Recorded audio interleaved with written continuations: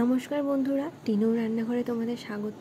আজকে আমি আবারও নিয়ে চলে এসেছি ইলিশ মাছের পাতলা ঝোলের আরও একটা রেসিপি। তো রেসিপির উপকরণগুলো কিন্তু আমি প্রথমেই দিয়ে দিয়েছি। আমি এখানে 4 পিস কাঁচা ইলিশই রান্নাটা করব।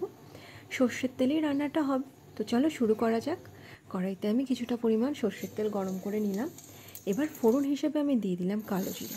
কালো জিরেতেই রান্নাটা হবে। দিয়ে দিচ্ছি কেটে রাখা দুটো আলু আর কিছুটা গাঁঠি কচু।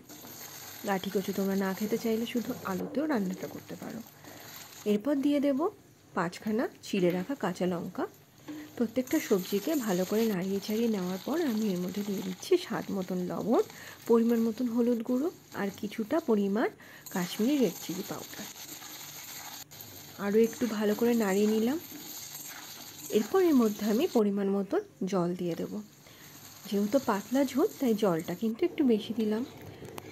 ঝোলটা ফুটে এলে কিন্তু আমি এক এক করে কাঁচা ইলিশ মাছগুলো ঝোলে দিয়ে দেব। দেখো একটা একটা করে ইলিশ মাছগুলো ঝোলে দিয়ে দিচ্ছি। আগেই বলে দিই, ইলিশ মাছগুলো কিন্তু আমি রান্না শুরু করার আধ ঘন্টা আগে লবণ আর হলুদে মাখিয়ে রেখেছিলাম। খানিকটা নাড়িয়ে চাড়িয়ে মিনিট 15-এর জন্য আমি কড়াইটা ঢাকা দিয়ে দেবো। 15 মিনিট হয়ে গেছে, ঢাকনা তুলে নিলাম। ইলিশ মাছের সাথে সবজিগুলো কিন্তু সেদ্ধ হয়ে গেছে। রান্নাটা একদম তৈরি হয়ে গেছে। তোমাদের কেমন লাগলো অবশ্যই জানিও। ভালো লাগলে একটা লাইক, শেয়ার, সাবস্ক্রাইব করে দিও। Thank you.